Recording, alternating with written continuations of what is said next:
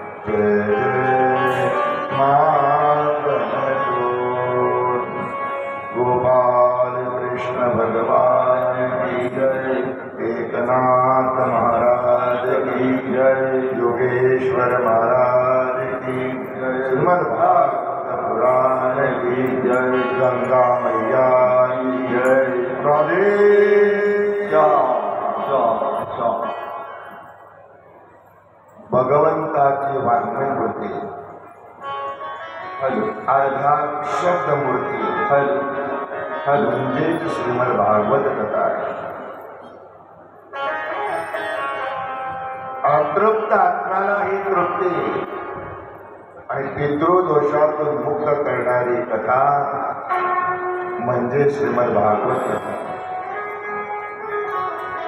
प्रत्येकाच्या मनातली इच्छा पूर्ण करणारा कल्पतरू म्हणजेच श्रीमद भागवत. परीक्षित राजाला 7 दिवसामध्ये मोक्ष प्राप्त करून देणारी कथा म्हणजे श्रीमद भागवत. भागवत भगवान मिलन मिलाने का साधन है.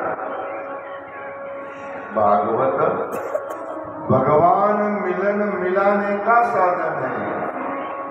संत का आश्रय करने वाला अगर संत होता है तो भागवत का आश्रय करने वाला भगवान होता है। भगवान वही है कथा श्रीमद् भागवत। आज श्रीमद् भागवत कथेचा पंचम दिवस। त्या संबंधानं या श्रीमद् भागवत कथेला शृंगारित करण्यासाठी तबला वादक, हार्मोनियम वादक, कॅशिओ वादक, गायनाचार्य, टाळकरी वृंद आणि या श्रीमद् भागवत कथेचा कर्णद्वारी रसपान करणारा पंचक्रोशी कीर्तनकार परमात्मा।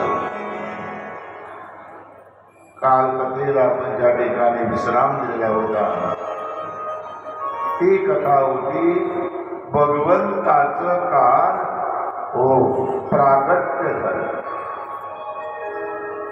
आणि आनंदही आपण काल चांगला उपभोगला। पण परीक्षित राजानं प्रश्न केला, शुक मुनीजी, ज्या परमात्म्याच्या ज्या देवकीच्या पोटी जगाचा मालक अवतरित झाला, या ज्या देवकीच्या पोटी प्रत्यक्ष परब्रह्म अवतरित झालं त्या देवकीचे 6 पुत्र कंसाने मारले। ते का मारले? बरोबर आहे महाराज। ज्या देवकीच्या पोटी जन्माला आलेले भगवंत आहे ते कोण आहे? या विश्व जगताचं उपादान कारण आणि निमित्त कारण आहे। त्याच्या प्रकाशानं सर्व विश्वसृष्टी प्रकाशमान होते। चेतुनी का प्रकाशी दिसला,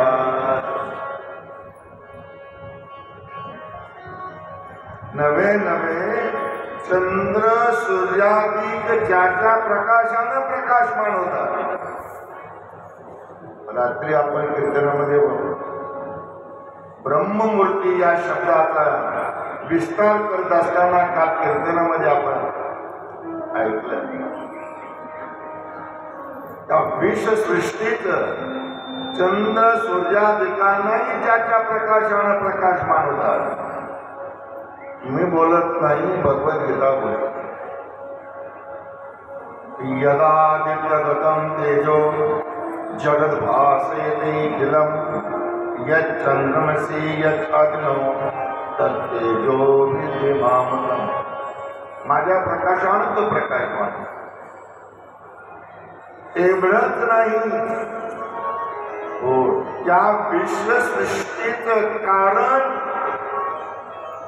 जो परमात्मा आहे, कार्य विश्वसृष्टी आहे, कार्य कारणाशिवाय नाही। Without God there is no effect.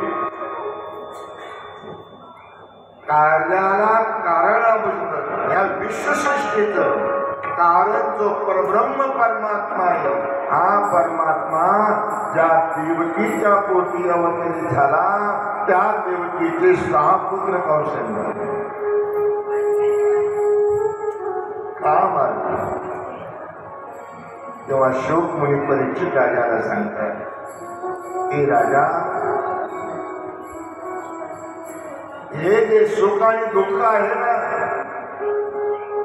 जो तो आपल्या पूर्वजन्मातील कर्मानुसार उपभोगतो असतो। माऊली ज्ञानोबा आगा कर्मे जे उरावे ते हे सुखदुःखी फळावे, आणि तया भोगावे असे यावे देहाय का। काय म्हणतात माऊली? पूर्वजन्मामध्ये असणारी जी कर्म आहे ती कर्म उपभोगण्याकरता या जीवाला या मृत्यू लोकामध्ये यावंच लागतं. शास्त्रकार सांगतात अवश्यमेव भोक्तव्यम कृतकर्म शुभाशुभम न भोक्तम चेते कर्म कल्पकोटी शते. आमची नाथ महाराज सांगतात हा जीव या ठिकाणी जन्माला काय येतो?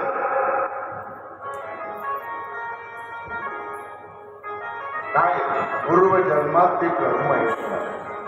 केले कर्म झाले ते भोग आले. केले कर्म झाले ते भोग आले. ते भोग आले. केले कर्म झाले ते भोग आले. केले कर्म झाले ते भोग आले. केले कर्म झाले ते भोग आले. केले कर्म झाले ते भोग आले.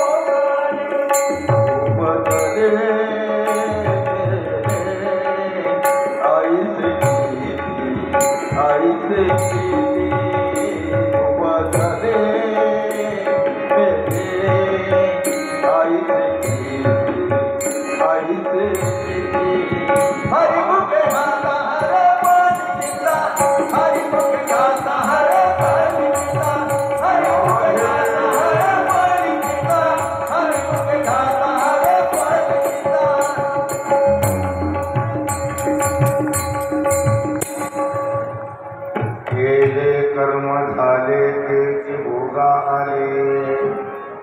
उपजले मेले पूर्व जन्मातलं कर्म भोगण्याकरता जीव या ठिकाणी येत असतो. मग असणाऱ्या या देवकीची जी 6 मुलं मारण्यात गेली असं या देवकीनं पूर्वजन्मामध्ये कोणतं कर्म केलं होतं?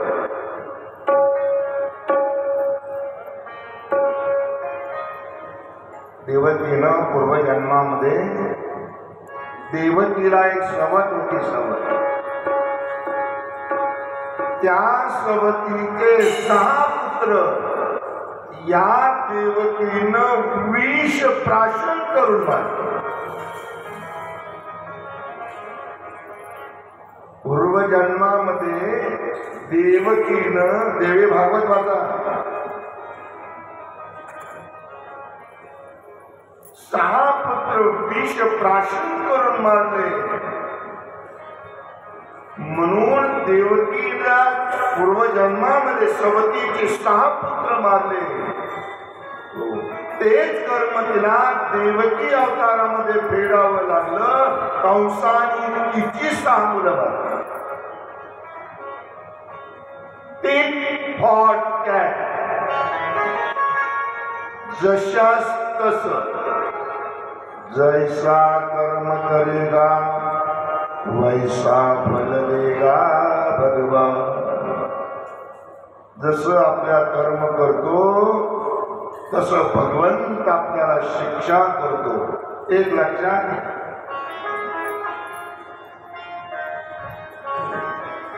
पुण्यात्मक कर्म केलं त्याचं फळ सुख आहे. पुण्यात्मक कर्म केले त्याचं फळ सुख आहे. हो. पापात्मक कर्म केलं त्याचं फळ दुःख आहे. लक्ष देऊ नये. पापात्मक कर्म केलं तर त्याचं फळ दुःख आहे. देवकीनं पापात्मक कर्म केले मग तिची सुद्धा 6 मुलं कंसाने मारली.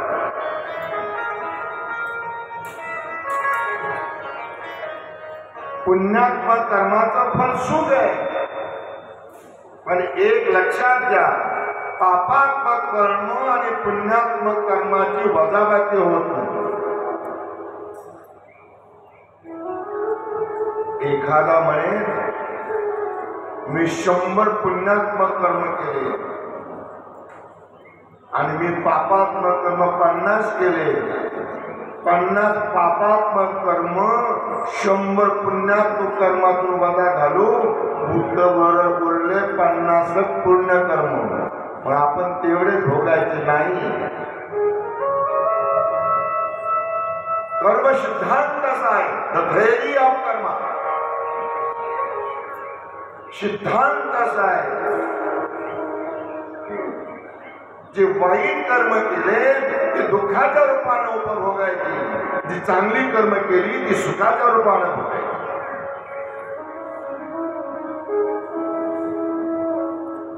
एक लक्षात घ्या, देवकीनं वाईट कर्म केलं, तिनं जसं केलं तसं तिला भोगावं लागलं. आणि एक विचार तुम्ही आम्ही असं करा, या देवकीनं किती पुण्य केलं असेल तर तिच्या पोटी प्रत्यक्ष भगवान कृष्ण अवतरित झाले.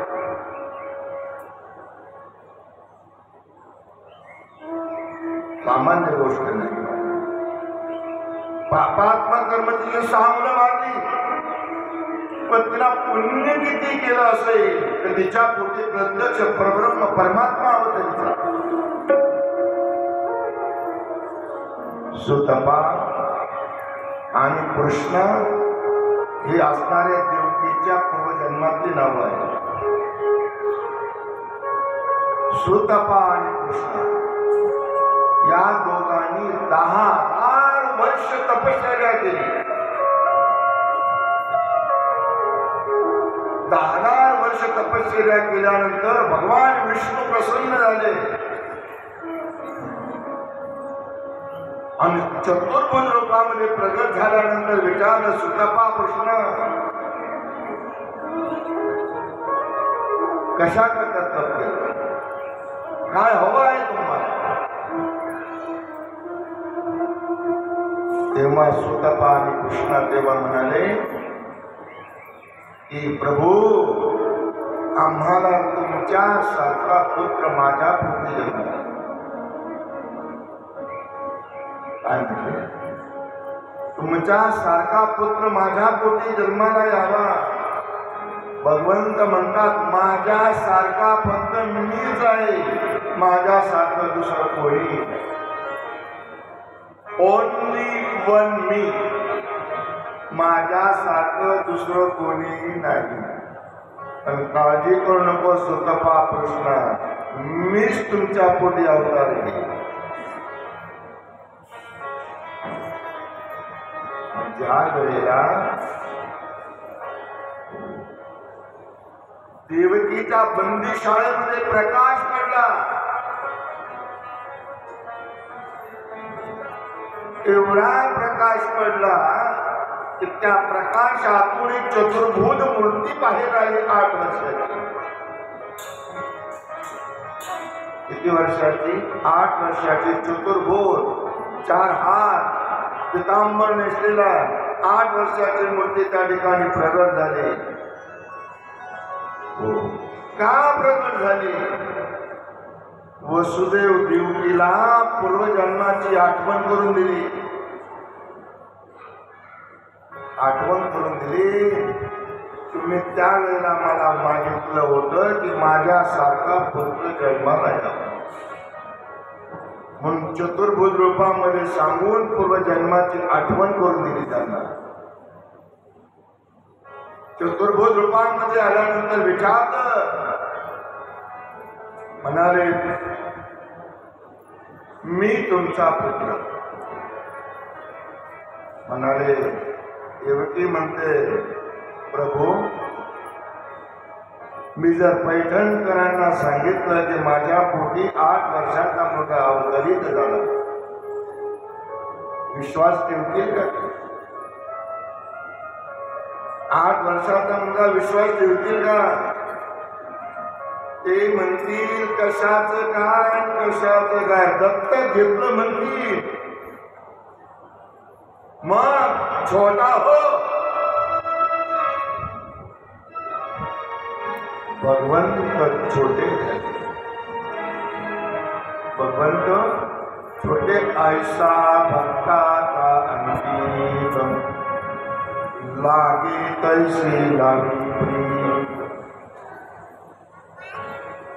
भगवंत भगवंत छोटे झाले आणि असणाऱ्या देवकी मातेला म्हणू लागले, वसुदेवाला म्हणू लागले, पप्पा मम्मी मला इथं ठेवू नका, गोकुळात घेऊन चला. नंदाच्या घराला नंदाच्या घराला वदने गोकुळाला वदने गोकुळाला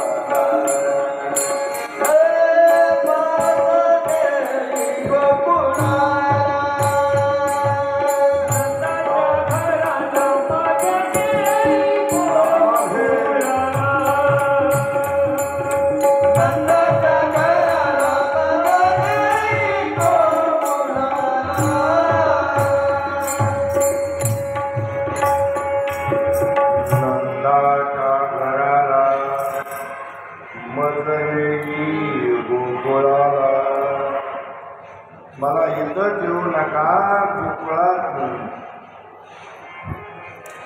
वसुदेव देवकी म्हणतात, न्यायचं कसं? हातामध्ये बेड्या आहे, पायामध्ये श्रंखला आहे, दरवाजाची कुलप लावलेली आहे, शिपाई तैनात आहे. जायचं कसं? भगवंत म्हणतात त्याची काही काळजी करू नका तुम्ही, फक्त मला टोपलीमध्ये घाला, डोक्यावर ठेवा, काय होतं ते पहा.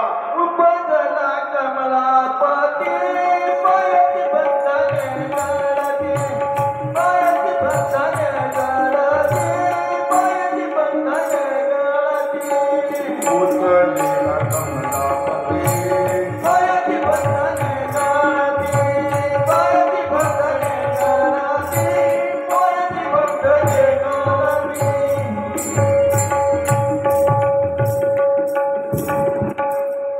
उपजला कमलापती पायची बंधने गळती. हो, परमात्म्याला टोपलीमध्ये घेतलं, बरोबर हातातल्या पेढ्या तुटल्या, पायाच्या शृंखला तुटल्या, कुलप उघडली, सर्व असणार सैन्य झोपी गेलं आणि परमात्म्याला टोपलीमध्ये घालून गोकुळाच्या दिशेने भरवत असणारे निघाले. श्रावण वष्ट अष्टमीची रात्र आहे. काळा कुट्ट अंधार, धो पाऊस पडतोय. भगवंत त्या टोपलीमध्ये आहे, त्याला पाऊस लागू नये म्हणून शेषशाही भगवंतानं वर फणा दिला आणि गोकुळाच्या दिशेने निघाले. पुढे यमुना नदी लागली. यमुना नदीला दुथडी भरत होती, भरलेली होती. जायचं कसं? म्हणून वसुदेवानं नदीमध्ये प्रवेश केला. प्रवेश केल्या बरोबर असणाऱ्या यमुना नदीला पूर आला. का पूर आला? पूर का? प्रसंग असा घडला की असणाऱ्या भारतवर्षातल्या जेवढ्या नद्या आहेत तेवढ्या नद्या या कालिंदी यमुना नदीच्या मैत्रिणी आहेत. मैत्रिणीची एक दिवस मीटिंग भरली. ती म्हणाले, कालिंदी यमुना, अगं तू लग्न केलं म्हणाले, पण पतिदेव आम्हाला तू अजून दाखवला. काय म्हणते? लग्न केलं म्हणाले तो भगवंताबरोबर, पण आम्हाला तुझा पती अजून दाखवला नाही. तेव्हा यमुना म्हणाली, तुम्हाला पाहायचा का? या श्रावण मध्य अष्टमीला या, माझ्या पाण्यातून आमचा पती जाणार आहे. कारण कालिंदी भगवंताची पत्नी आहे, अष्टनायिका. ज्या वेळेला भगवंत यमुना नदीमध्ये प्रवेश केला, पाणी एवढं वाढायला लागलं, का वाढलं? सर्व नद्या तो परमात्मा पाहण्याकरता, यमुनेचा पती पाहण्याकरता त्या ठिकाणी आल्या, म्हणून पाणी वाढलं, पूर आला.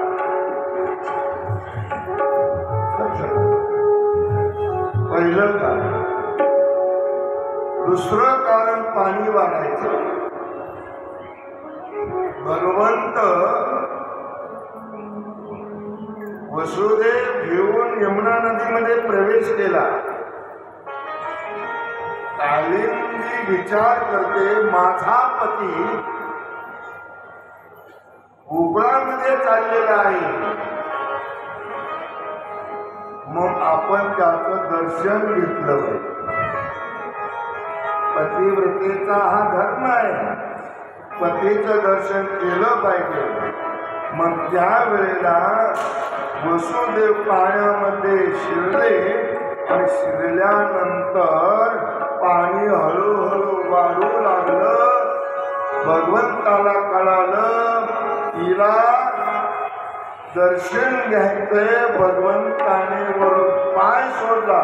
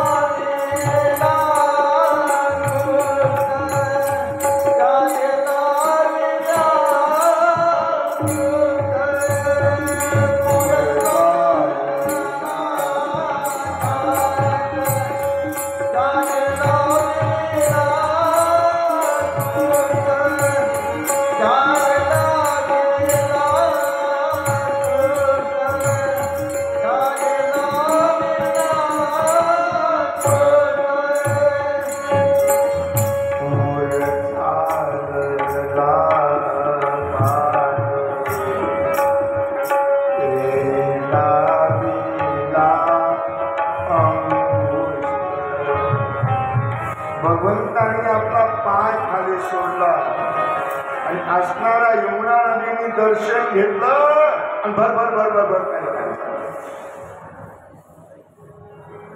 काय. तिसरं कारण पाणी एकदम भडकन खाली का झालं? एवढा आलेला पूर लगेच पाणी कमी कसं काय झालं? त्याचं कारण आहे काय? तिसरं कारण त्याला सांगितलं.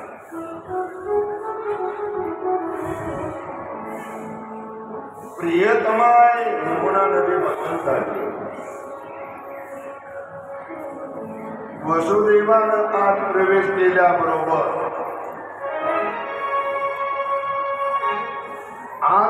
केल्याबरोबर पाणी भरभर वाढायला सुरुवात झाली. चाललेले आहे प्रियतमाला भेटण्याकरता आणि पाणी वाढत असताना वसुदेवाची दाढी लागली आणि ती त्या ठिकाणी लागली. अगं बाई, इथं मामांची आहे.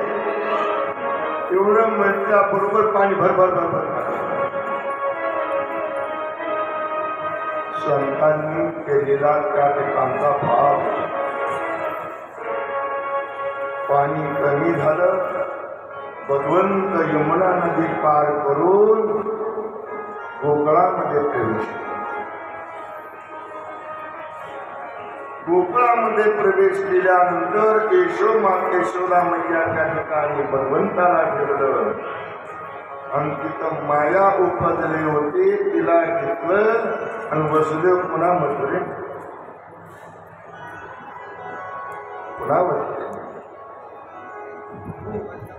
इकडं भगवंत यशोदेच्या समोर पहिल्यांदा जागी झाली ती सुनंदा, नंद बाबाची बहीण. पहिल्यांदा तिनं पाहिलं, मुलगा झालेला पाहिला. आणि बाबाजी नंद बाबा गोठ्यामध्ये होते. पळत पळत दुरूनच हात मारले, बाबा, ओ बाबा, क्या हुआ आनंद? सुनंदा, क्या हुआ? बाबा, लाला भयो, लाला भयो. एवढा आनंद झाला नंद बाबाला. आपल्या गळ्यातला हिऱ्याचा हार काढला आणि सुनंदाच्या गळ्यात गेला.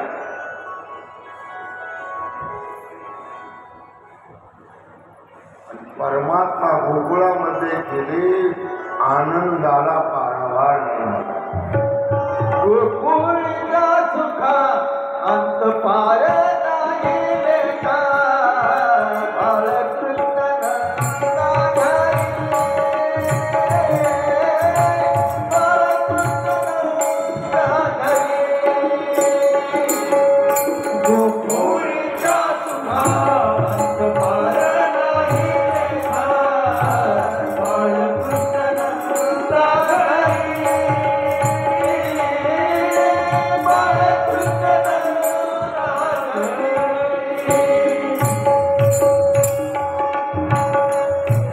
गोकुळीच्या सुखा अंत पार नाही लेखा, बाळकृष्ण नंदा घरी. गोकुळामध्ये एवढा आनंद होण्याचं काय कारण? बाळकृष्ण नंदा घरी. पण त्यांना जो आनंद झाला, या आनंदाचा ट्रेडमार्क काय होता? बुढिया तोरणी करती कथा, गाती गाणी. घरासमोर रांगोळ्या काढलेल्या आहेत, गुढ्या उभारलेल्या आहे, हो, गायन चालू आहे, कथा चालू आहे. हे आनंदाचं प्रतीक आहे. त्यांना कोणी सांगत होतं तो हे करा ते करा नाही. तुका म्हणे चंदे, मन मोहिले गोविंदे. एवढा आनंद झाला. आज आनंद उपभोगायचा याचा राहू दे.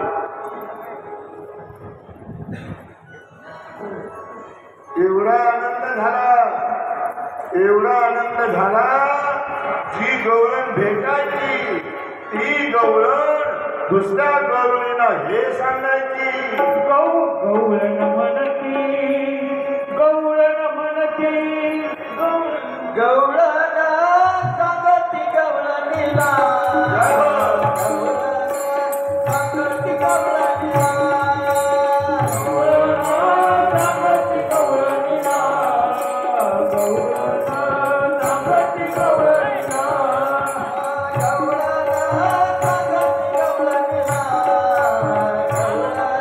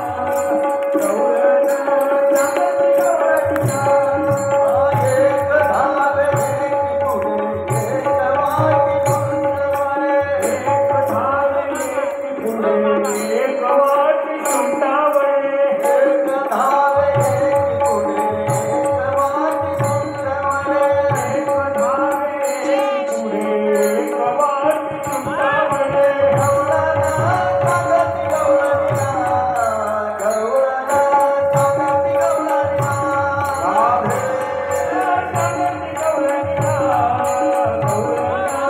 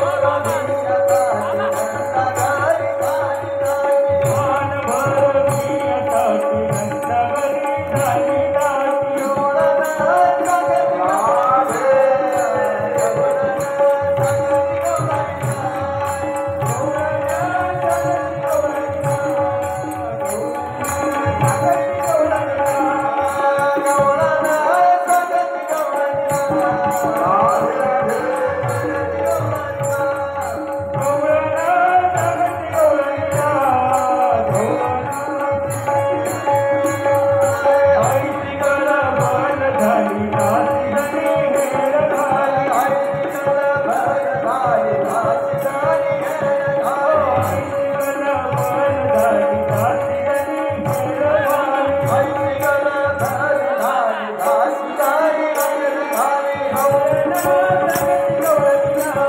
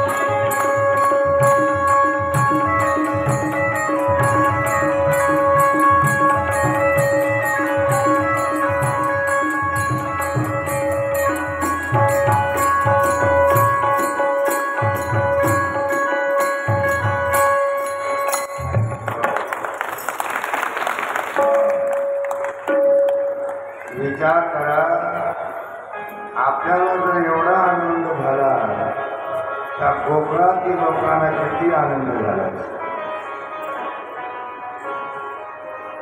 एवढा आनंद होण्याचं कारण काय? आपल्या नंद बाबाला मुलगा भावा म्हणून कोकणातील प्रत्येकानं एकादशी व्रत केलं होतं. एकादशी व्रत केलं होतं एकीनं, म्हणून प्रत्येकाला त्या ठिकाणी आनंद झाला होता. या आनंदाच्या भरामध्ये नंद बाबानं 2 लाख गाई दान केलं. एक नाही, 2 नाही, 2 लाख गाई दान केल्या. 2 लाख. काय करायचं दान? दान करायचं ते का करायचं? एक लक्षात घ्या, भूमीची जी शुद्धता असते ही पाण्यानं होते. वस्त्राची शुद्धता धुतल्याने होते. स्नान केल्यानं शरीराची शुद्धता होते, संस्कारानं गर्भाची शुद्धता होते, आत्मज्ञानानं आत्म्याची शुद्धता होते आणि दान दिल्यानं धनाची शुद्धता होते. म्हणून करायचं दान.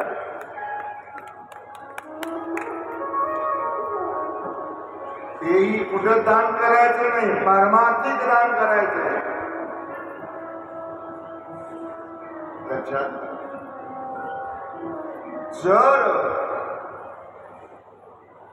शास्त्र असं सांगत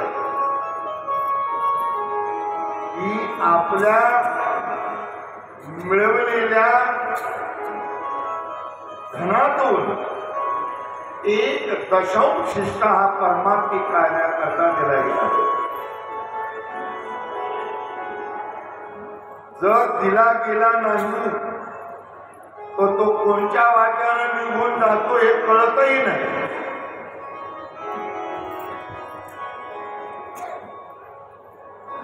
मग जर दिला गेला नाही तर त्याच्याकरता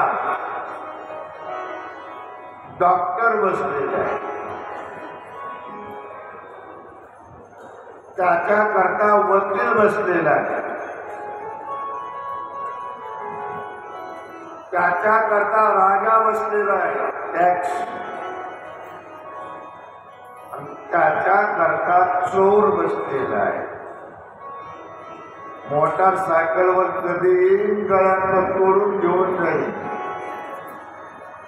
जेवढं दान करायचं त्याच्यापेक्षा दुप्पट घेऊन जाईल.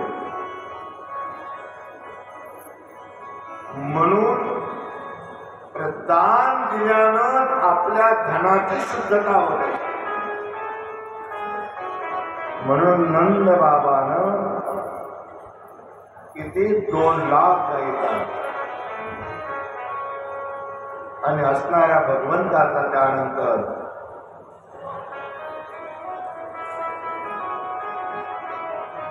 खर्ग ऋषी त्या ठिकाणी येतात, त्यांचं नामकरण करतात. ज्या वेळेला वसुदेव भगवंताला गोकुळामध्ये ठेवतात आणि मायेला घेऊन ते पुन्हा मथुरेमध्ये बंदी शाळेत आल्याबरोबर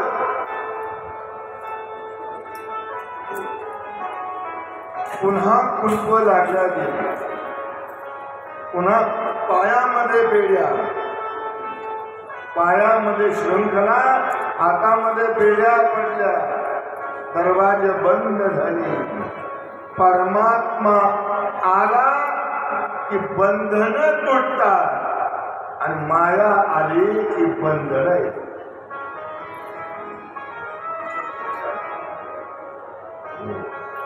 माया आली की बंधन आहे. जेव्हा बंदीशाळेमध्ये प्रवेश केला, मायेने आपला प्रताप दाखवला, ते रडायला लागले आणि रडायला लागल्यानंतर हे शिपाई जागे झाले. कंसाला बोलावलं आणि कंसाला बोलावल्यानंतर त्या ठिकाणी धावतच त्याला मारलं आणि असणाऱ्या देवकी जवळची मुलगी हिसकावून घेतली आणि देवकी काकुलतेने सांगते, हो दादा, हा मुलगा नाही रे, मुलगी आहे, मारू नको. कंसाला माहिती होत हा बाबा मुलीच्या रूपाने मुलगा. चतुरा तू शिरोमणी गुण लावण्याची पाणी. भगवान ते फार चतुर आहे.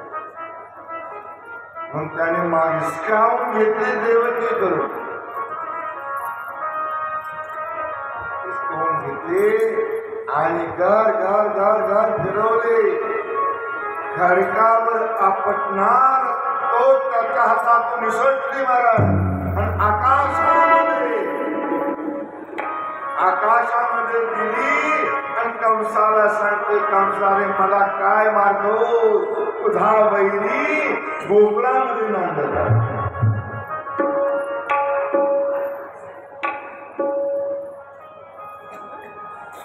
तुझला की वधी उपजला मज आधी. अरे मला काय मारतो, माझ्या अगोदर तुझा काळ कर्दन काळ गोकुळामध्ये आहे म्हणाले. मग ज्या वेळेला हे कंसाला कळालं की माझा वैरी गोकुळ आहे, त्या वेळेला सर्व राक्षसांना बोलावलं, मीटिंग भरली. अरे माझा वैरी गोकुळामध्ये नांदतोय, याला मारण्याचा प्लॅन केला पाहिजे. म्हणाले किती वर्षाचा आहे, अजून 5 दिवसाचा आहे. 5 दिवसाचा आहे.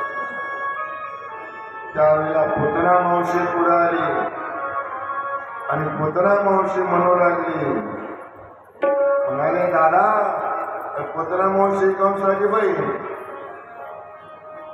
नाळे दादा काळजी करतोस काय, 5 दिवसाचा आहे म्हणाले. मी आता राहते त्याला मारून येतो. त्या पुतना मावशीनी वक्षस्थलामध्ये विष भरलं आणि गोकुळामध्ये आली. ट्रायल बेशीच घेतल्यावर 2-3 मुलं तिनं मारली आणि तिला वाटलं की आपलं काम आता सक्सेस होणार. मग नंदाच्या वाड्यावरती आली, पण मात्र शृंगार करून आली.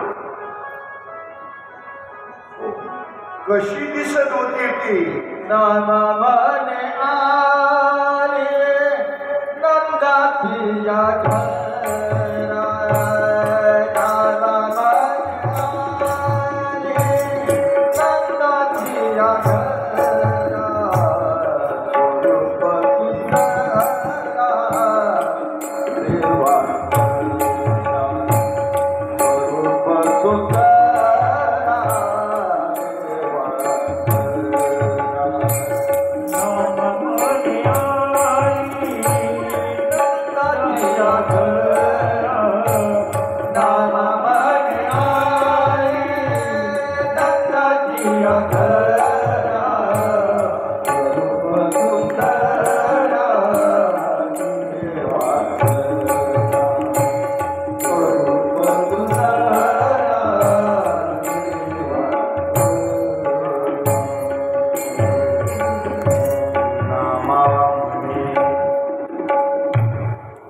आली नंदाच्या घरा, स्वरूप सुंदरा देवांगना. अतिशय सुंदर रूप घेऊन आली, जसं काय पाटलीबाई सुंदर रूप घेतलं. कोणत्या ब्युटी पार्लर मध्ये गेली मला माहित नाही. सुंदर रूप धारण करून त्या ठिकाणी आली. आल्यानंतर यशोदेला हात मारले. यशोदा, ए यशोदा, कोण आहे? म्हणाली बाळाची मावशी आली. मावशी, अरे मावशी, मला तर एक बहीण नाही, मी बाळाची मावशी कशी? अगं म्हणाले, पण मला एकही बहीण नाही ना, तू मावशी कशी म्हणाले? नाही म्हणाले, तुझी चुलत बहीण नाही, चुलत बहीण, पण मला काकाही नाही ना.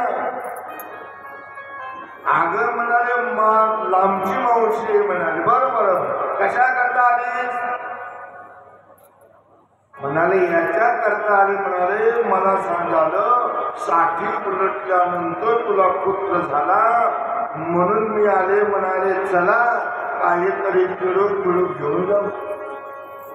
असंच म्हणताय ना.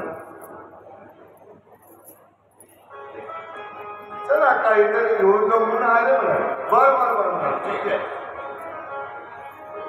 तू आलीस ना जरा वेळ बेस्ट म्हणाले आणि आमचा लाला आहे ना तू जरा झोपलाय म्हणाले. तो उठला की तू घे म्हणाले तोपर्यंत बस. भगवंतानी हे शब्द ऐकले. लाला झोपलेला आहे. भगवंत म्हणाले मी का झोपाय करता आलो. बरं हे पहिलं कोणीचं गिराईक पहिलं कोणीचं गिराईक चुकलं मी कसं व्हायचं. लाला रडायला लागला.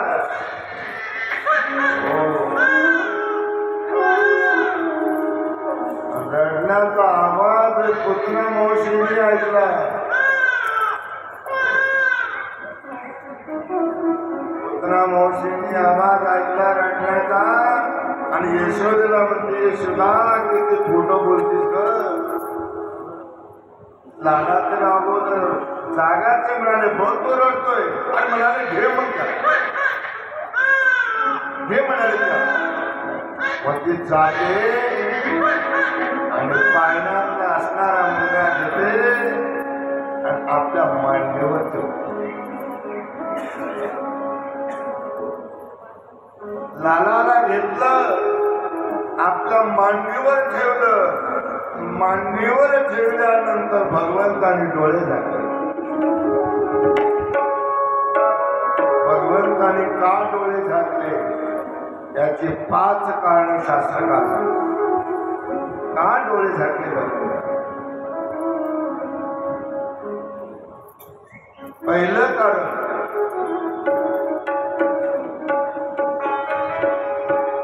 पुतना मावशी अविद्या आहे. भगवंताचे डोळे ज्ञान स्वरूप आहे. ज्ञानापुढं अविद्या टिकत नाही आणि जर अविद्या टिकली नाही तर म्हणाले तिला कोणाबरोबर करायचं म्हणून डोळे झाकून घेतले. बघा दुसरं कारण भगवंताने डोळं झाकण्याचं दुसरं कारण भगवंत डोळे झाकून विचार करतात.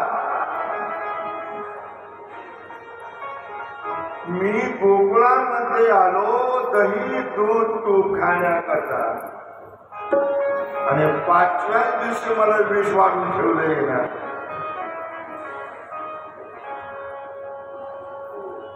हे पचवण्याचं सामर्थ्य माझ्याजवळ नाही. सामर्थ्य कोणाजवळ आहे. भगवंत म्हणतात माझं जे आराध्य द्रव्य भगवान शंकर आहे त्या भगवान शंकराचं ध्यान करण्याकरता डोळे घातले आणि ध्यान करू लागले. सौराष्ट्रे सोमनाथं च श्रीशैले मल्लिकार्जुनम्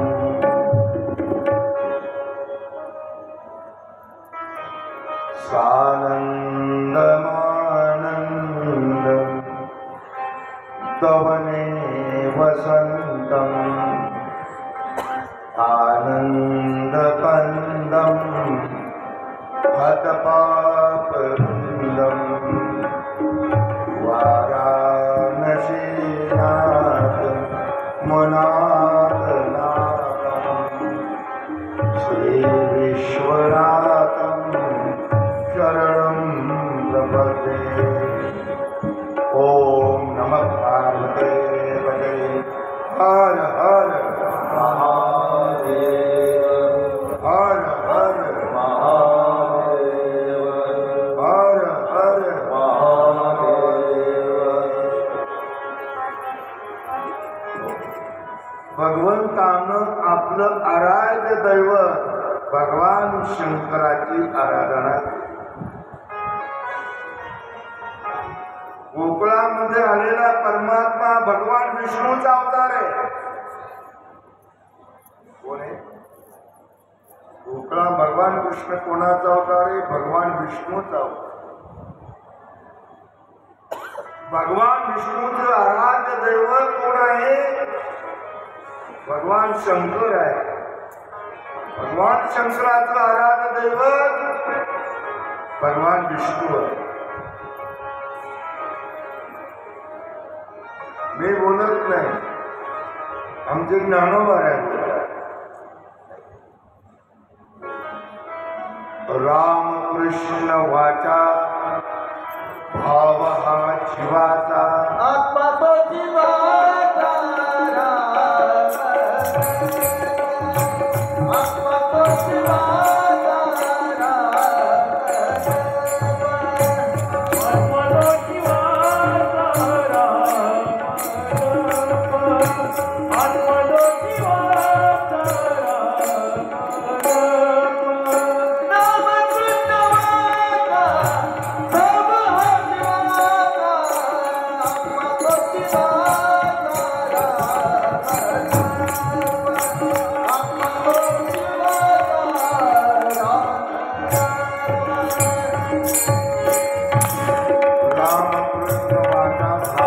जीवाचा आत्मा दो शिवाचा राम.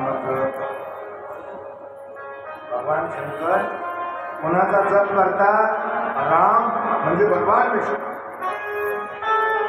नवे नवे भगवान शंकर रोज भजन करतात. ते कोणाचं भजन करतात? भजन करी महादेव भजन करे महादेव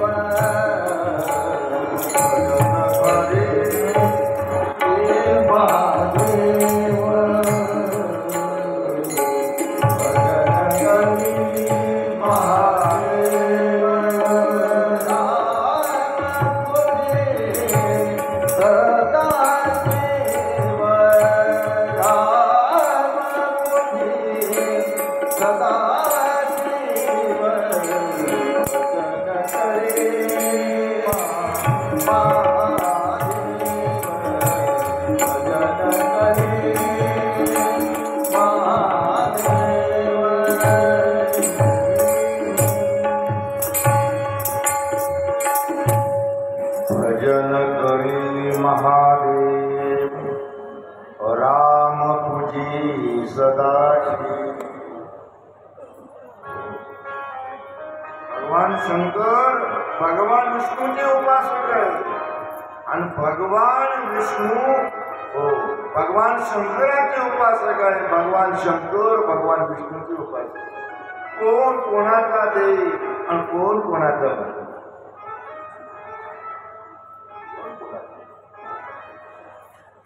अहो भगवान विष्णू रोज भगवान शंकराच्या पिंडीवर अभिषेक करतात. Every day. तुम्ही आम्ही करतो असा नाही.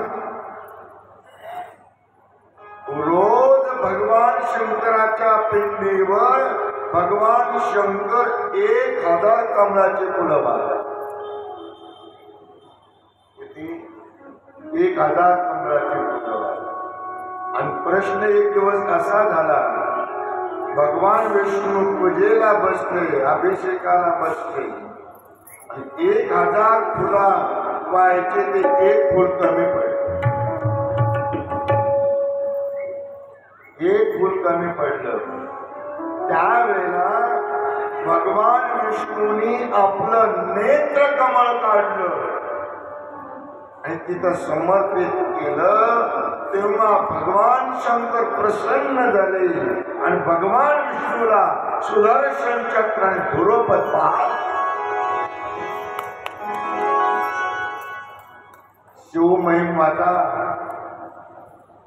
शिवमहिमध्ये सांगितलेलं आहे, शिवानित सहस्रती कमल पुष्पवाही झनी नयन अर्पिले उदटी गहोतात. एक फुल कमी पडलं, नेत्र कमळ काढलं आणि भगवान शंकरावर एवढे कट्टर भक्त आहेत. भगवान विष्णू भगवान शंकर म्हणून भगवान शंकराला आराधना केली. स्तुती केली आणि भगवान शंकराला हात जोडून विनंती केली, आता माझ्या पुढे फार मोठं संकट आलेलं आहे. वक्षस्थळामध्ये विष घेऊन आलेले आहे, विष पचवण्याची माझी ताकद नाही. ज्या वेळेला मी प्यायला सुरुवात करी त्यावेळेला विष तुम्ही प्या आणि दूध सुरू झालं तर मग मी पा. म्हणून डोळे झाकले आणि असणाऱ्या आपल्या आराध्य दैवताची स्तुती केली, ध्यान की आता हे विष्णू मनोनी झाकीले डोळे. तिसरं कारण, असणारी पुतना मावशी ही आहे राक्षसी, रूप मात्र तिला सुंदर पाटले नाही ते गुणाची. अशी दांभिक केलेली भक्ती भगवंताला आवडत नाही. भगवंत तिच्याकडे पाहत नाही, त्या भक्ताकडे पाहत नाही, म्हणून झाकलेले डोळे.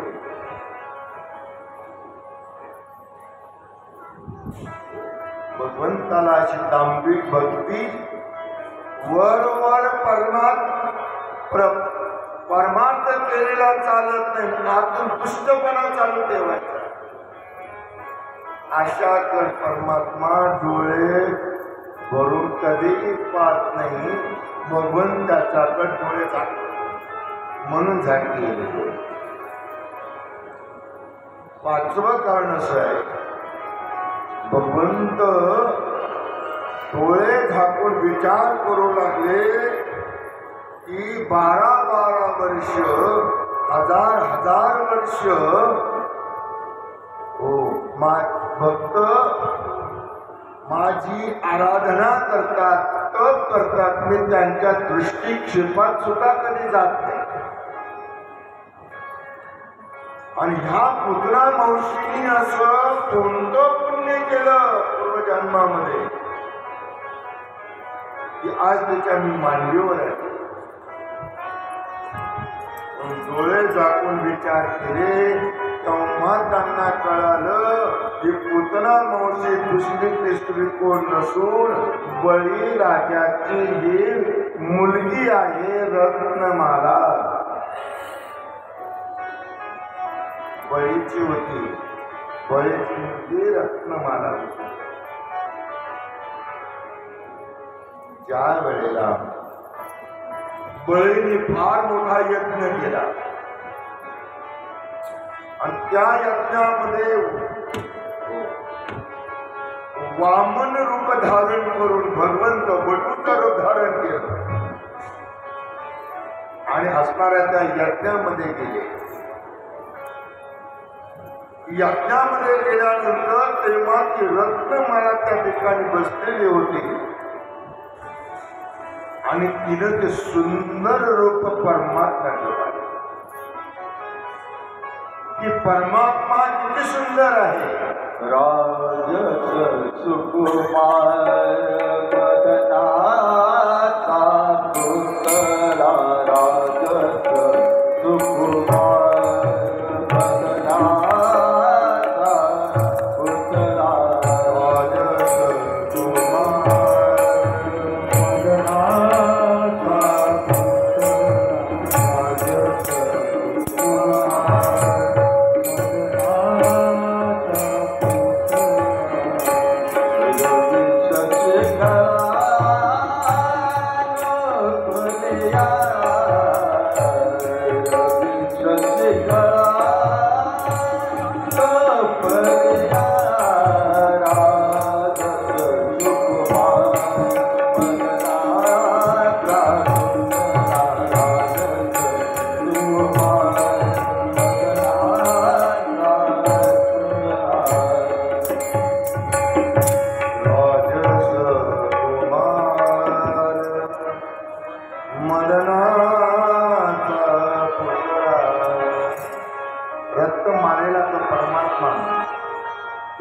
वामन रूप कसं दिसलं?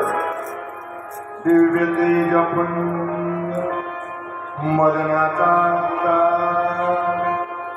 रवी शशी कळालो परब्रह्म केवळ हो. त्याचा एवढा प्रकाश होता, एवढा प्रकाश होता की चंद्र सूर्यादिकांचा प्रकाश तिथं लोकला गेला. रवी शशी कळा लोपलिया. लोपलिया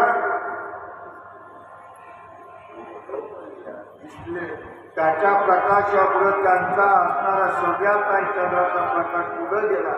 आणि बरोबर आहे, ज्याच्या प्रकाशानं चंद्र सूर्यादी प्रकाशमान होतात त्याच्या प्रकाशामध्ये चंद्र सूर्यांचा प्रकाश कसा टिकणार? यदा आदित्यगतं तेजो जगद्भासयते किलं यच्चंद्रमसि यच्चग्नौ तत्तेजो विद्यमान. माझ्या प्रकाशाला चंद्र सूर्याचे प्रकाशमान होतात. एवढा सुंदर असणारा परमात्मा त्या रत्नमालेला आणि तिनं त्यावेळेला विचार केला की असा मुलगा, गोंडस मुलगा माझ्या मांडीवर दूध पिण्याकरता जर असता तर किती चांगलं झालं. भगवंत म्हणतात या जन्मात नाही, पुढच्या जन्मात. त्यावेळेला तो वामन रूप त्या ठिकाणी पुढे आलं, बळीराजा आलं आणि बळीराजा त्या ठिकाणी आल्यानंतर विचारलं, ए बटू ब्राह्मणाकडून घेतलेलं बोल काय हवं आहे तुला? म्हणाले, राजा मला फक्त 3 पावलं जमीन पाहिजे. आणि 3 पावलं का मागतो?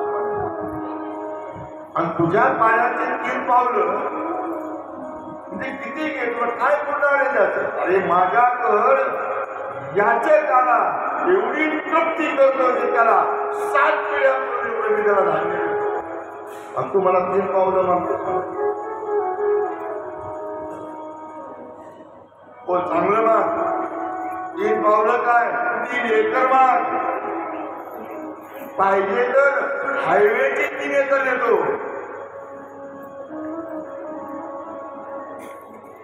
गुंठा भागाचा त्याच्यात तर 3 गुंठे असणार पाहिजे तर मी येतो 3 एकर देतो. एवढं मागतो काय 25 वाणी 3 पावलं नाही म्हणतात. मला फक्त एवढे जास्त नको. काय करायचं जास्त?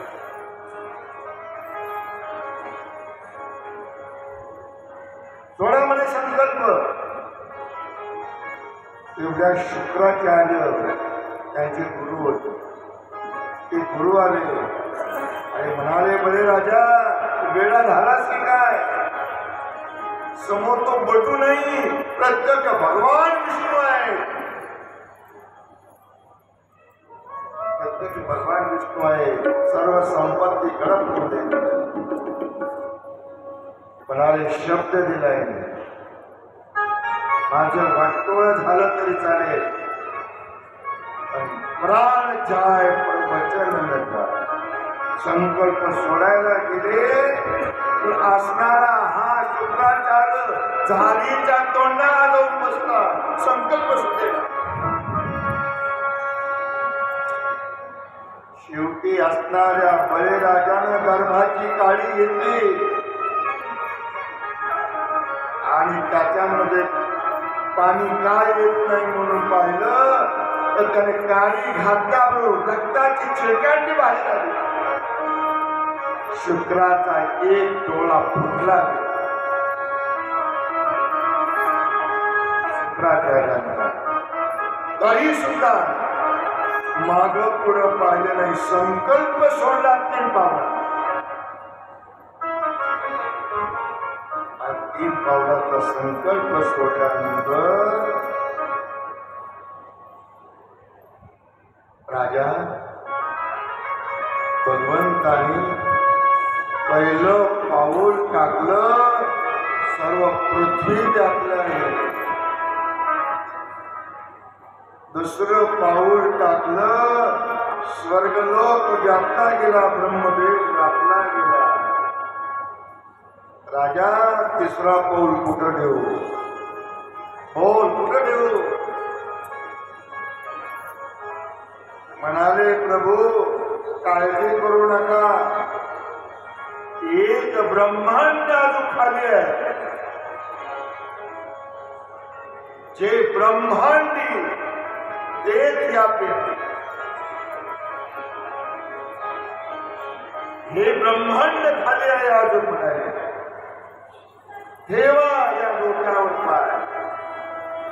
तिसरा पाय ठेवला आणि बळीला पाताळामध्ये.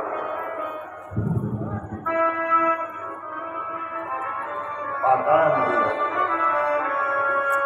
आणि पाताळाचं राज्य दिलं. त्यावेळेला भगवंतानी बळीराजाला विचारलं, बोल तुझी काय इच्छा आहे? काय इच्छा आहे बोल तुझी. म्हणाले एकच इच्छा आहे, पाताळाचं राज्य मी स्वीकारायला तयार आहे. भगवंत तुम्ही माझ्या दारावर द्वारपाल होऊन जायचं.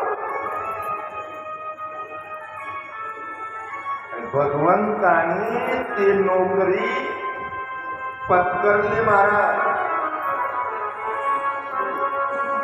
बळीराजा पाताळामध्ये राज्य करतोय आणि त्याच्या दरवाजामध्ये भगवंत चाकरी करतात, शिपायाची नोकरी लागली. आणि तिथं राहू लागले. नारदजी एकदा वैकुंठामध्ये गेले. इतक्या होत्या असणाऱ्या लक्ष्मीबाई आणि भगवंत आता इथे त्यांना जॉब मिळाला होता. बळीराजाच्या दरवाजावर जॉब विचारलं. म्हणाले नारदजी तुम्ही त्रिकालज्ञानी आहात, पतिराज कुठे गेले? बरेच दिवस झाले. म्हणाले he have got good job. त्यांना मोठा जॉब म्हणजे नोकरी लागली. नोकरी हा नोकरी लागली म्हणाले.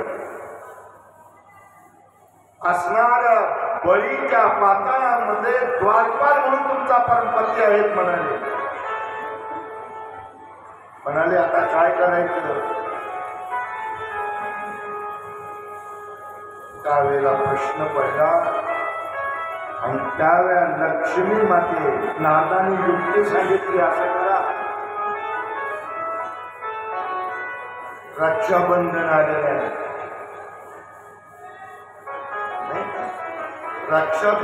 रक्षाबंधनाच्या दिवशी जा आणि हा गेल्यानंतर जेव्हा तुम्ही राखी बळीराजाला बांधा आणि तेव्हा जो विचारी तुम्हाला काय हवं आहे त्यावेळेला सांगा, तुमच्या दरवाजातला जो नोकर आहे मला खूप आवडला, तेवढं तुम्हाला द्या.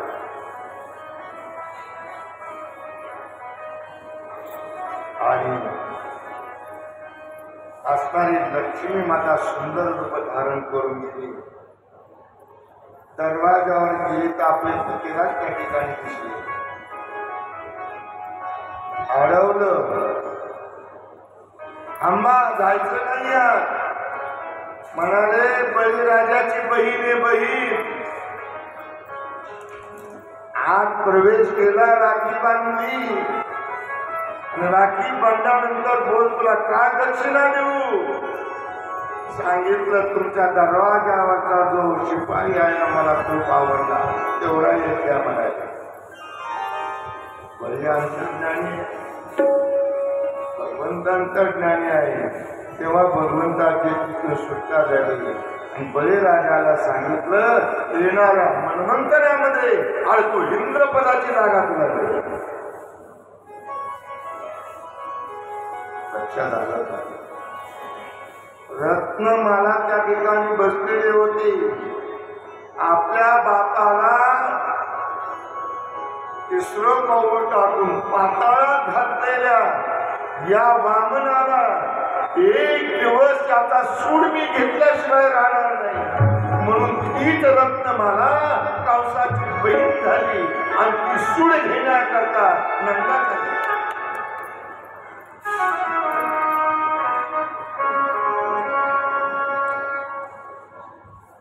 लक्ष आल्यानंतर म्हणून हिनं पूर्वजन्मामध्ये काय प्रताप केला ते पाहण्याकरता तिनं झाकेले डोळे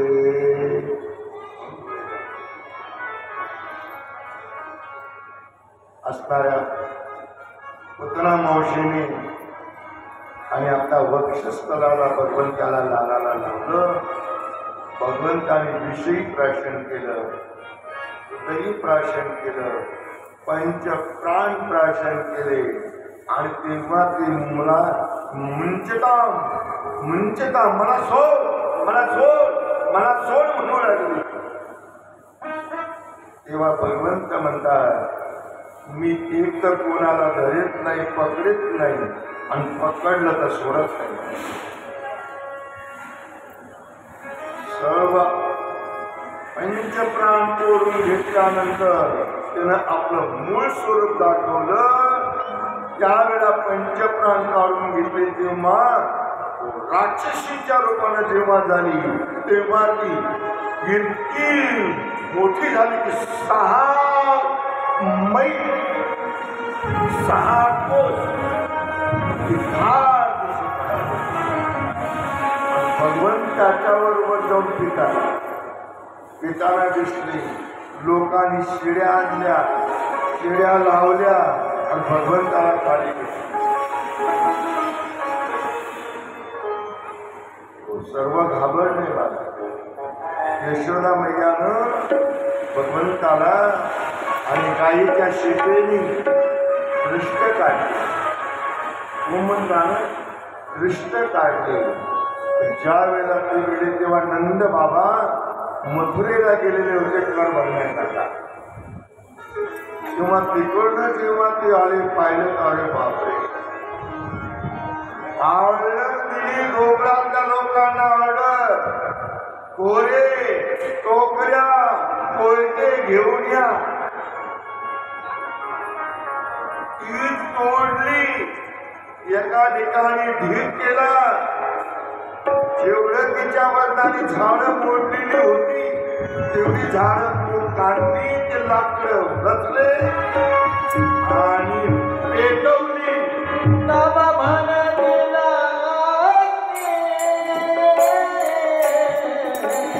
नामा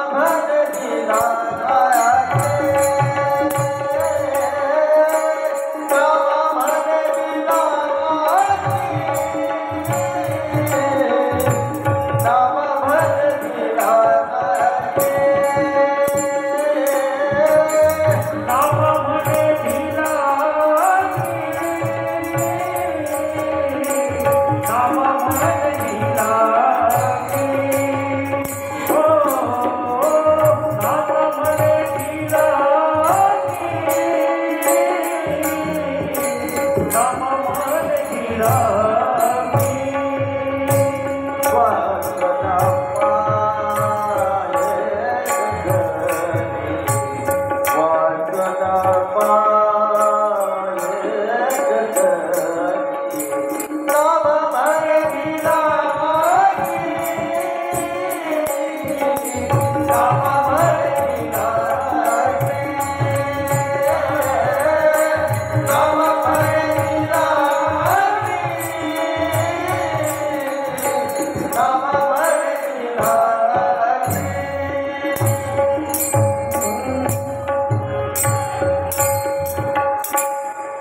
नामा म्हणे दिला अग्नी वासन समाये गगनी. ज्या वेळेला पुतना मावशीला अग्नी दिला त्यावेळेला एवढा सुगंध निघाला त्याच्यातून तर या गगनामध्ये तो मावायला तयार. एवढा सुगंध निघाला का भगवंत भगवंताचा स्पर्श केला झालेला आहे.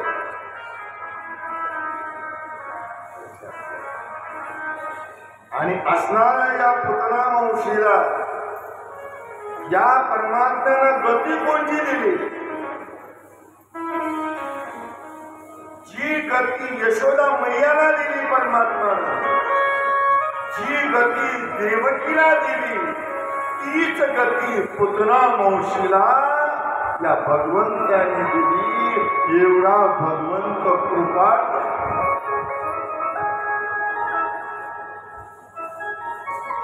बहु आहे कृपावंत अनंत हे नाम जा. परमात्मा किती कृपा आहे. जी पुतना वंशी परमात्म्याला मागण्याकरता आली, तिला गती दिली, देवकीला जी गती दिली, यशोदा मैयाला जी गती दिली, तीच गती पुतना. एवढा कृपाळू हा परमात्मा आहे. अरे जी मारायला आली तिला जर परमात्मा ही गती देतोय, आणि जो भागवत कथा इतर ऐकायला येतोय त्याला गती काय? खालची गती नाही. मारणाऱ्याला तर ही गती दिलेली आहे, भागवत कथा ऐकणाऱ्याला तर मोक्षाची गती दिल्याशिवाय. एवढा परमात्मा कृपावंत आहे. बहुवाही कृपावंत, फार कृपाळू या. यशोदा मैयाला गती तीच गती दिली. गोपाल कृष्ण भगवान की जय. राधे. यानंतर भगवंत आता हळूहळू मोठे बोलायचे. भगवंत आता तळ हातावर रंगू लागले. तळवे तळहात, तळवे तळहात, तळहात घेतली ग. तळवे तळहात, तळवे तळहात, तळहात घेतली ग. गुडघ्याने ऐकतो, गुडघ्याने ऐकतो, गुडघ्याने ऐकतो.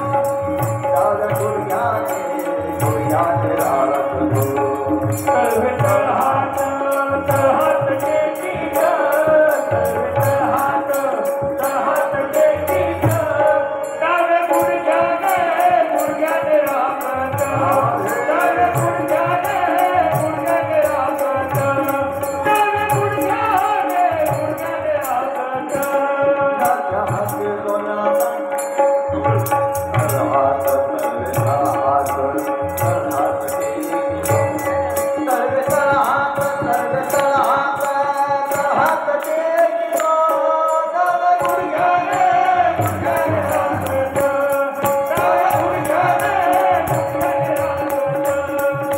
डावे गुडघ्याने राखत. राजा हाती दोनाला नवरा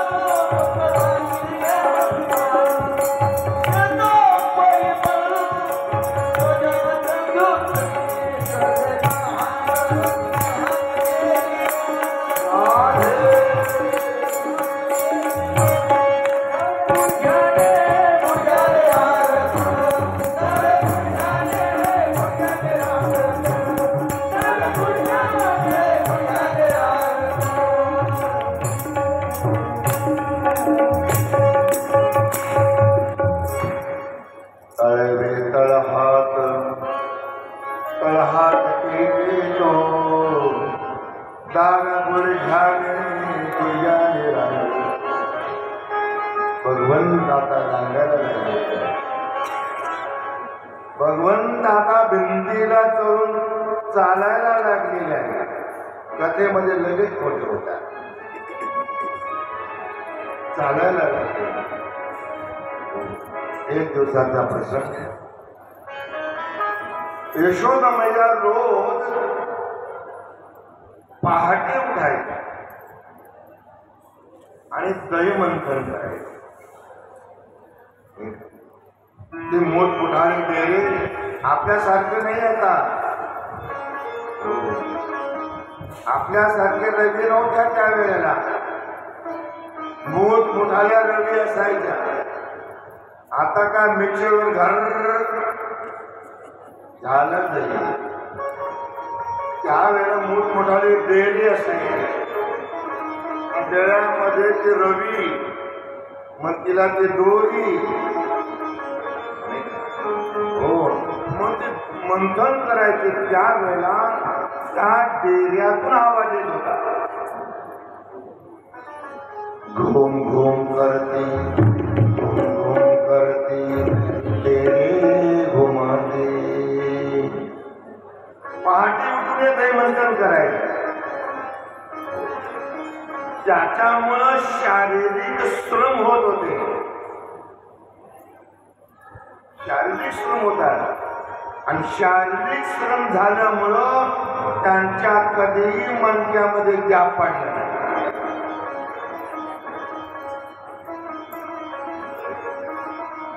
हो, ते पहाटे उठायचं. पूर्वीच्या स्त्रिया पहाटी उठायच्या, दैमंथन करायच्या, दळायच्या.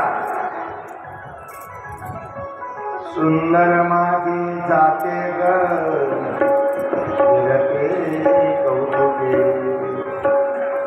ओव्या गाऊ कौतुके दुरे बावित्रा. आता वेळ नाही आपल्याला. 4 वाजत आलेले आहे. 15-20 मिनिटांनी कथा संपवाय. पुढं प्रवचन मध्ये काय म्हणून आता बाकीचे नाही तर अतिशय सुंदर त्या ठिकाणी जात्यावरचं गाणं जनाबाई. सुंदर माझी जाते गाऊ कौतुके तू पूर्वी त्या दळत असतं.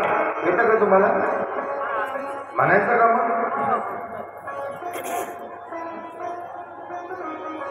वेळ नाही आपल्याला. माझी इच्छा होती पण आपलं वेळ आहे हेच सांगायला वेळ नाही.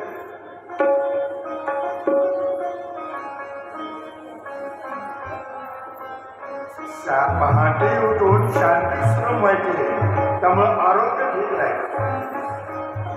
तशी यशोदा मैया रोज पहाटे उठायच्या, दही मंथन करायच्या. एक दिवस ती दही मंथन करत असताना लाला आता भिंतीला धरत धरत येत होता. आणि भिंतीला धरत धरत आल्यानंतर तो म्हणून आला की मम्मा दूध, मम्मा दूध. असं धरत धरत धरत धरत त्या ठिकाणी आला आणि त्या डेऱ्यापाशी आला. आता ते घुमघुम करती डेरे घुमती. त्या आवाजामध्ये यशोदा मैयाला आवाजच आला. यशोमतीला आवाज आला नाही. यशोदा मैयानं ऐकलं नाही. डेऱ्यापाशी आला आणि लगेच त्यांनी रवी पकडलं. रवी पकडल्यानंतर हो ती यशोदा मैया म्हणते भगवान कृष्णा, सोडरेचा हात हरे करुणे रे मंथना, सोडरेचा हात हरे रे करुणे रे मंथना,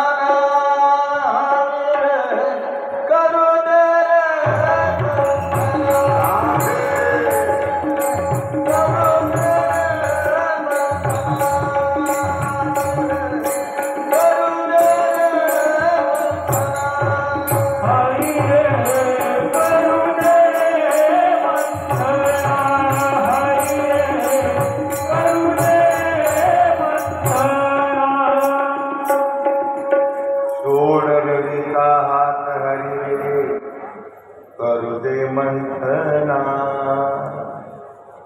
हो म्हणाले मम्मी म्हणत होती का त्यावेळेला मैया मुझे दो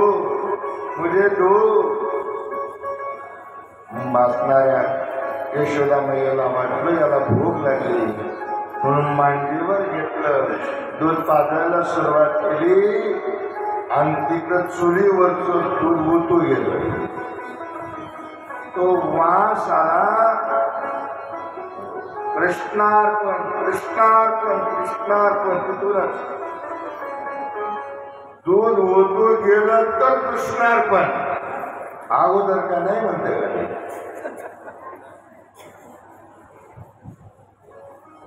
वास आल्याबरोबर उठली ती यशोदा मैया भगवंताला खाली ठेवलं आणि तिकडे गेली.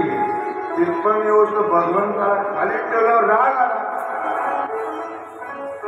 आणि राग आल्यानंतर भगवंताने काय केलं, त्या ठिकाणी वरभंटा पडलेला होता. असणाऱ्या डेऱ्याला मारला, डेरा फुटला.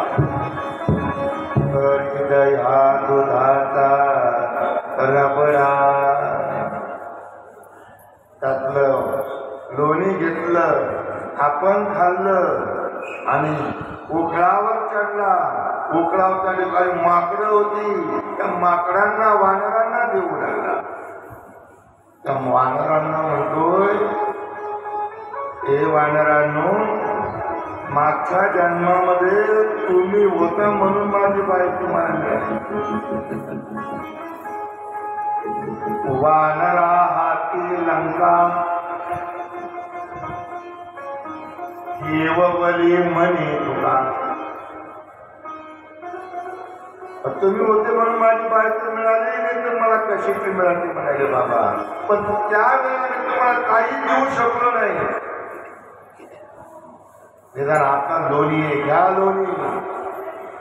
लोणी द्यायला आणि तेवढ्या यशोदा मैया त्या ठिकाणी आहे. यशोदा मैयाने पाहिलं, दह्या दुधाचा रबडा. तो पाहिल्याबरोबर म्हणाले, आपल्या पुत्राचा हा प्रताप दिसतोय, गेला कुठं पण तो. म्हणून शोधू लागली तर इकडं गोखलावर चढली. वासना उकळावर चढलेला भगवंत पाहिला, माकडाला लोणी देताना पाहिलं आणि भगवंताने पाहिल्याबरोबर तो खाली पोहताना पळू लागला.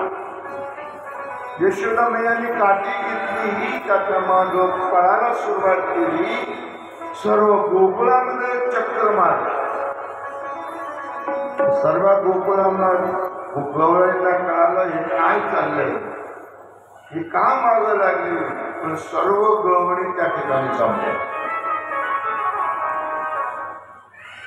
म्हणाले, या कृष्णाला काहीतरी शिक्षा केलीच पाहिजे. म्हणून दोरखंड आणलं धावत आणि दोरी आणली, दावं आणलं, दोरखंड आणलं. काय काय शब्द दोतो असं दोतो घ्या. बांधा गुखला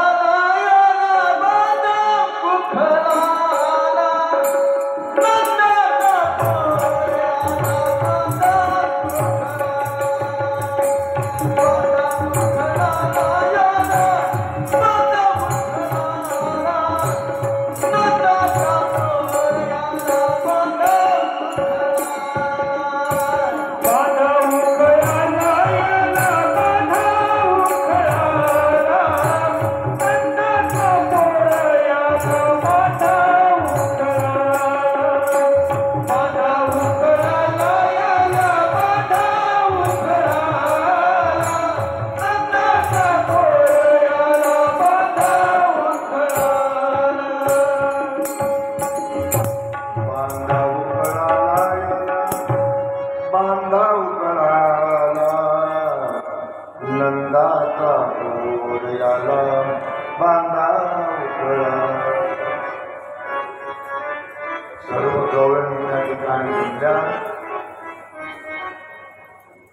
बांधायला दोरखंड आणलं. पण यशोदा मैयानं दोरखंड बांधलं, पण 2 बोट कमी पडली. गोकुळात अनेक गवळींचे असणारे दोरखंड आणली, पण प्रत्येक दोरखंड 2 बोट कमी पडायचे. का? जोपर्यंत ममता आणि अहंता आहे तोपर्यंत भगवंत बांधला जात नाही. जोपर्यंत अहंता आणि ममता आहे तोपर्यंत बांधला जात नाही. अहंता आणि ममता गेली जनाबाईची आणि त्या जनाबाईने या परमात्माला बांधलं. दरेला पंढरीचा कोर, दरेला पंढरीचा कोर, दरेला पंढरीचा कोर, दरेला पंढरीचा कोर. गळा बांधतो निया गोर, गळा बांधतो निया गोर, गळा बांधतो निया गोर, गळा बांधतो निया गोर. जय श्रीराम. दरीला पंढरीचा कोर, दरीला पंढरीचा कोर, दरीला पंढरीचा कोर.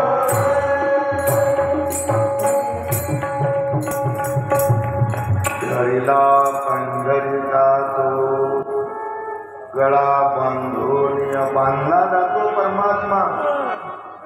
केव्हा बांधला जातो? जोपर्यंत अहंता आणि ममता गेली नाही तोपर्यंत देव बांधला जात नाही.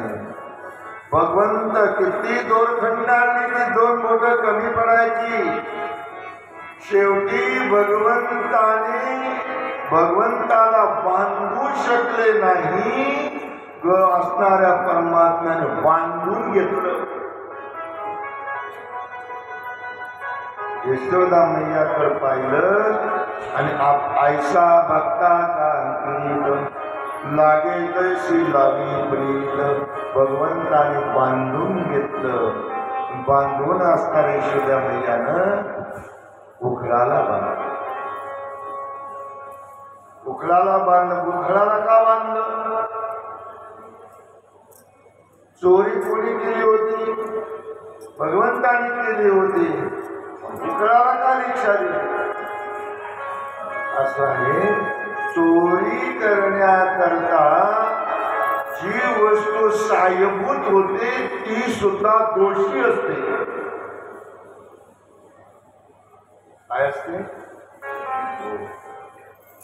एखाद वाईट गोष्ट करण्याकरता जो त्याला साहाय्यभूत होतो तो साहाय्यभूत होणारा सुद्धा दोषी असतो. उखळाचा काय दोष? भगवंत्या उखळावर चढले आणि असणारा चोरीचा माल वाटीदार. घ्या वानरांनो म्हणून असणारा उखळाला बांधलं. यशोदा मैया तिकडनं काम करण्याकरता निघून गेली. भगवंताने एका झटक्यात उपडले. हे रांगत बाहेर आले. बाहेर एक विमलार्जुन नावाचं एक झाड होतं. मध्ये दुफळ्या होत्या. त्या दुफळ्यातून तो आतमध्ये प्रवेश केला. माग उघड अटकलं.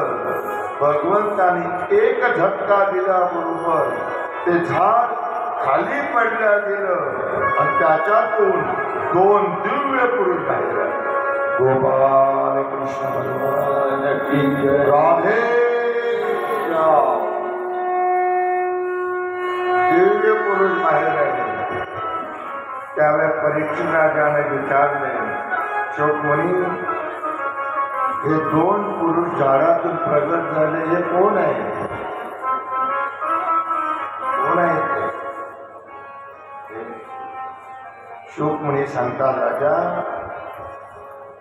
हे कुबेराचे दोन पुत्र आहेत, नीलकुमार आणि मणिकुमार. मग यांना वृक्ष योनीमध्ये काय यावं लागलं त्याचा इतिहास मला सांगा. त्यावेळेला शोकमुनी सांगतात की राजा, पूर्वी हा नलग्रीव आणि मणिकवर हे दोघं जण मंदाकिनी नदीच्या नदीमध्ये आपल्या समीवेत विदाउट ड्रेस त्या ठिकाणी स्नान करत होते. बोटाने विवस्त्र अवस्थेमध्ये स्नान करत होते आणि नारदजी तिकडनं चाललेले होते. नारदजींनी त्या ठिकाणी जात असताना ते लाजले नाही, तर शरम सुद्धा वाटली नाही. मग नारदाने त्या दोघांना शाप दिला. जा म्हणाले, वृक्षासारखे जर तुमची बुद्धी झालेली आहे, गोकुळात जाऊन पडा. म्हणून ते नूरकुमार आणि मणिग्रीव झाडाच्या रूपानं नंदाच्या जेव्हा शाप दिला तेव्हा ते बाहेर आले, वस्त्र परिधान केले आणि नागाच्या पाया पडले.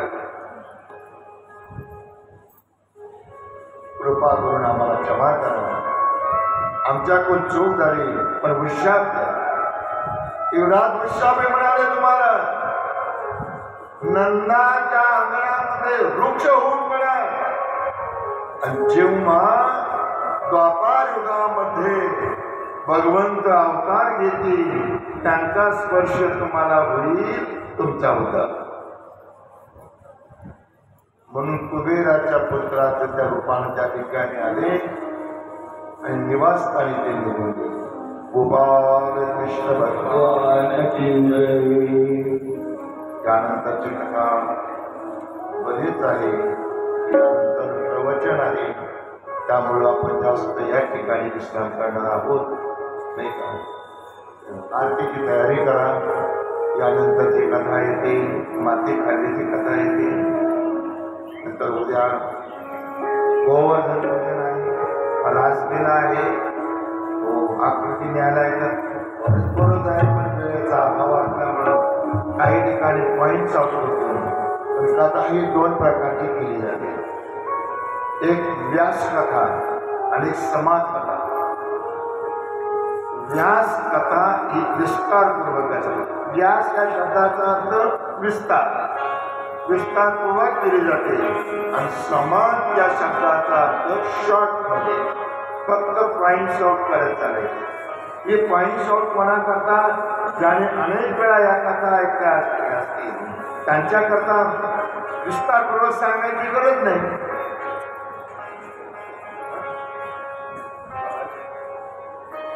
महाराज येतात तोपर्यंत आपलं चालू असं ऑर्डर आहे. ठीक आहे,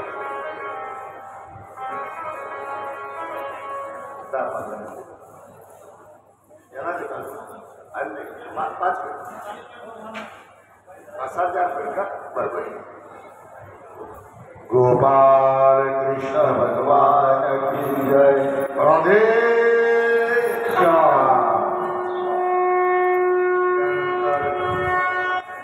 भगवंतांनी माती खाल्ल्याची कथा येते. एक दिवस भगवंत आपल्या समंदऱ्याबरोबर खेळत असतात.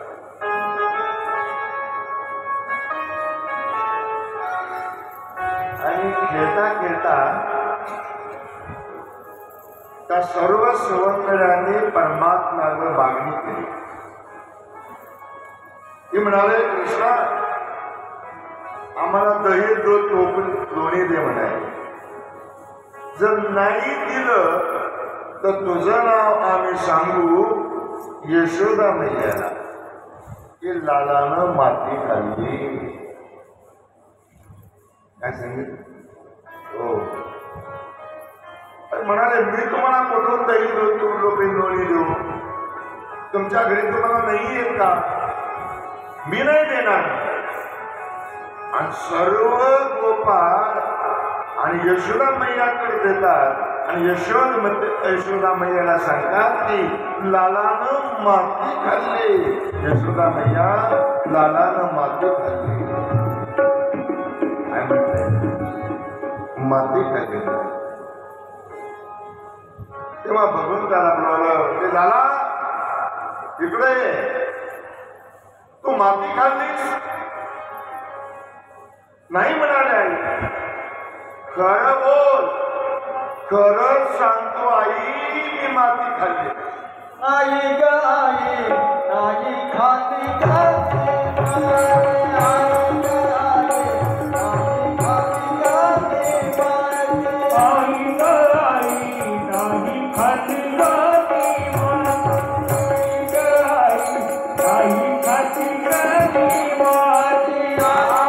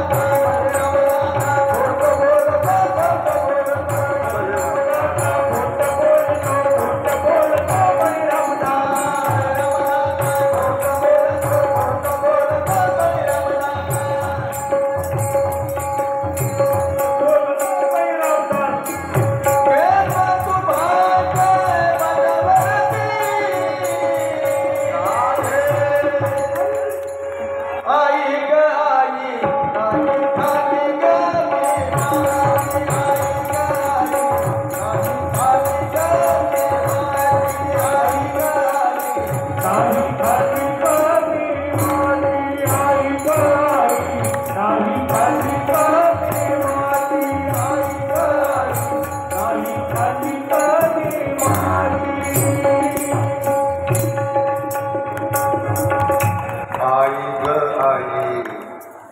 नाही खाल्ली ग माती आई खरंच सांगतो मी माती खाल्ली माती खाल्ली नाही मग हे गोपाळ का खोटं बोलतात काय हो म्हणाले आई ते खोटं बोलतात बस ते खोटं बोलतात बलराम दादा सुद्धा खोटं बोलतो का बलराम दादा हो बलराम दादा खोट बोलतो बलराम दादा तो भांडव चालतो मगवर ते आई नाही खाल्ली खरंच सांगतो आई माती खाल्ली खरंच सांगतो माती खाल्ली नव्हती का भगवंताने खाल्ली होती का खाल्ली होती त्याची 3 कारण आहेत का माती खाल्ली होती दही दूध तूप लोणी आती खाय शारंग पाणी ओषक झाले वदनी मनोनी खाय माती ऐकलं कारण पहिलं काय कारण दही दूध लोणी आते खाय शारंग पाणी ओषक झाले वदनी मनोनी खाय माती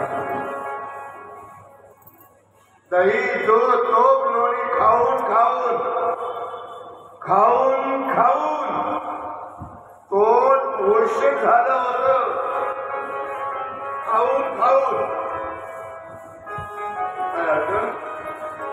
खाऊन खाऊन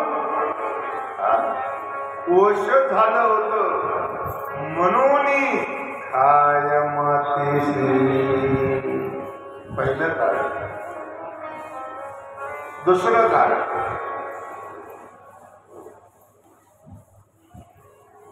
भगवंताला आपल्या भक्ताची धूळ अतिशय प्रिय आहे किती प्रिय आहे एवढी प्रिय आहे आपल्या भक्ताची धूळ की ती प्राप्त होण्याकरता तो भक्ताच्या माग लागतो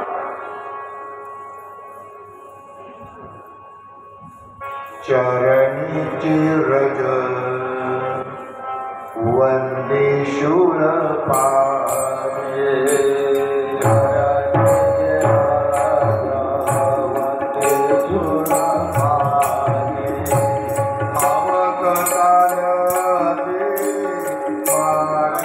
Bye.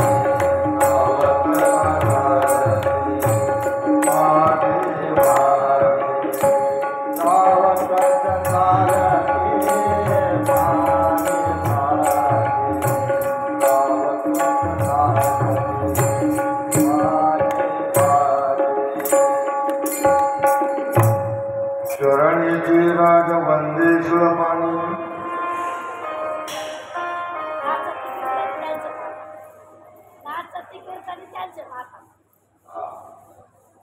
आवाज चालते मध्ये मध्ये. हो, लक्षात घ्या महाराज. ज्या वेळेला नामदेवरायांनी मौंद केलं, मौंद केल्यानंतर रुक्मिणी मातेला स्वयंपाकाला बोलावलं, भगवंताला बोलावलं. मौंद्या करता निमंत्रण देण्याकरता पंढरपुरामध्ये निघाले. सर्व ज्ञानेश्वर महाराज सर्व त्या ठिकाणी ज्ञानबा तुकाराम करत करत निघाले. आणि त्यावेळेला भगवंत त्यांच्या मागोमाग जातो का या भक्ताची धूळ आपल्याला प्राप्त व्हावी. भक्ताची धूळ प्राप्त म्हणून माग धावत धावत चालत. एवढी प्रिय भक्ताची धूळ आहे. आणि ज्या अंगणामधली त्या भगवंतानी धूळ खाल्ली तिथं गोपिकांचे पदस्पर्श होता. म्हणून अतिशय प्रिय असल्या कारणानं खाय मातीची. तिसरं कारण असं आहे की भगवंताला हो माती खाण्याचं कारण या मातीमध्ये पंचरस आहे. ते परमात्म्याने टेस्ट घेऊन पाहिले खरंच याच्यात पंचरस आहे का. मनोनिकाय मातीशी मनोनिकाय हो भगवंताने म्हणून माती खाल्ली. त्याच्यामध्ये भगवंताचं एकदा पोट दुखायला लागलं तर सांगत विषय संपलेला आहे. मनोनिकाय माती. आता उरलेला भाग उद्या. आता आजची तयारी करा. चला. गोपाल कृष्ण भगवान